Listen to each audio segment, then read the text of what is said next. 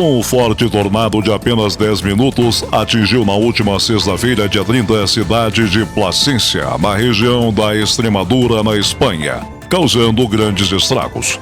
Rajadas de vento chegaram a 120 km por hora, arrancando árvores pela raiz, destruindo telhados e danificando mais de 200 veículos. Várias áreas foram afetadas, mas, segundo as autoridades, não houve feridos. Serviços municipais seguem mobilizados para avaliar os prejuízos.